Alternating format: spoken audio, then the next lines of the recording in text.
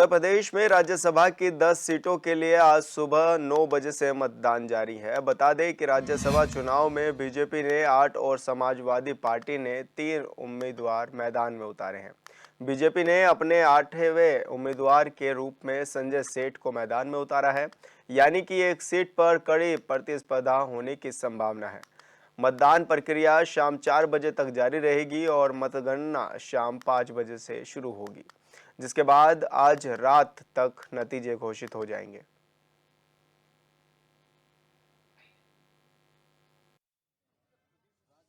Samajwadi party किसी पर आरोप प्रत्यारोप करना चाहती है तो पहले तो ये भी तो देखे कि आपका घर सीधा है कि नहीं है, आपके घर के सदस्य क्यों आपसे भागना चाह रहे हैं। हमें तो नहीं पता हमने क्या किया है, लेकिन कोई डालना चाहता है तो हमारी नीतियों से अच्छा होगा है। मगर हम संतुष्ट हैं कि हमारे 8 के 8 जो कैंडिडेट हैं वो राज्यसभा जाने वाले हैं। जब हार होती है ना, उसके पहले बहाने होते हैं, तो वो बहाने दे रहे हैं।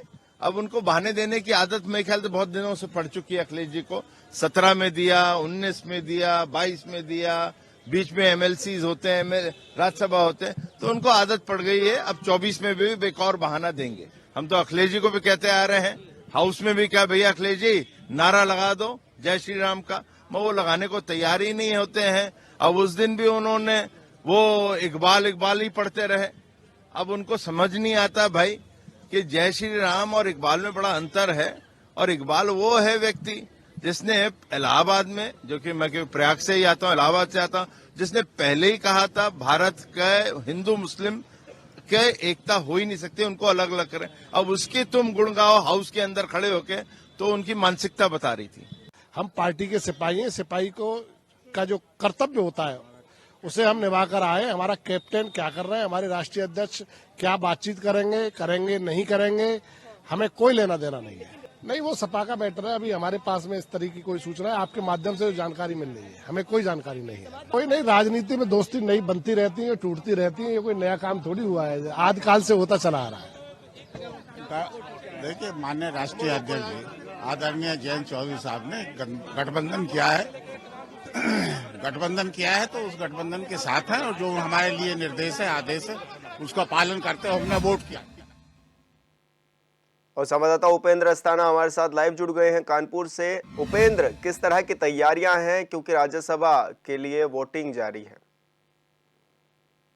अगर बात की जाए तो राज्यसभा को लेकर के कि तो 10 राज्यसभा सीटें हैं उत्तर प्रदेश में, पर कहीं अगर बात किया तो मैदान में जो है उम्मीदवार की संख्या की बात करें तो 11 उम्मीदवार है, जिसमें 8 भारतीय जनता पार्टी के हैं और 3 जो प्रत्याशी है जो समाजवादी पार्टी के हैं।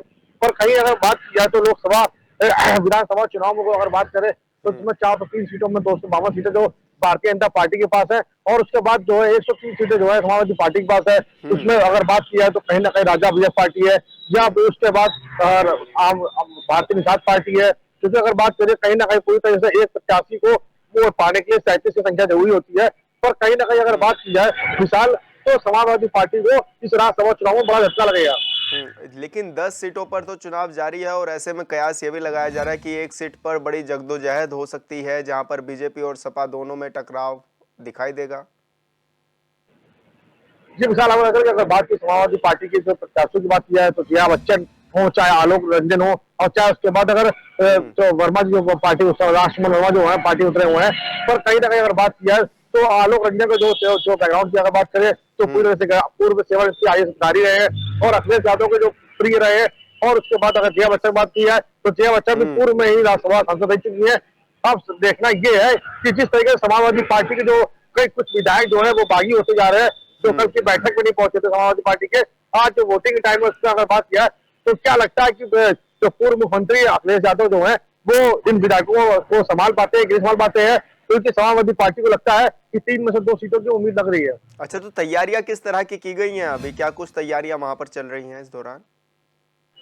जी अगर बात किया विशाल कानपुर की, तो कानपुर भारतीय जनता पार्टी का पिछले 28 सालों से गढ़ रहा है। क्योंकि अगर बात किया तो कानपुर से एक बड़ा चेहरा जो है सुधांशु त्रिवेदी जो है भारतीय जनता पार्टी से कानपुर से गए हुए हैं राज्यसभा में, और लग रहा है कानपुर में जो भारतीय जनता पार्टी कार्यकर्ता हो, चाहे जो अगर बात किया जब विधानसभा की बात की जाए तो 10 में से 7 विधानसभा में जो भारतीय जनता पार्टी के विधायक है, 3 में समाजवादी पार्टी के विधायक है। और अगर बात किया तो भारतीय जनता पार्टी का उत्साह जो है कानपुर में सुधांशु त्रिवेदी के लिए खासा व्यवस्था की गई है। बिल्कुल उपेंद्र, बहुत बहुत शुक्रिया आपका हमारे साथ जुड़ने के लिए।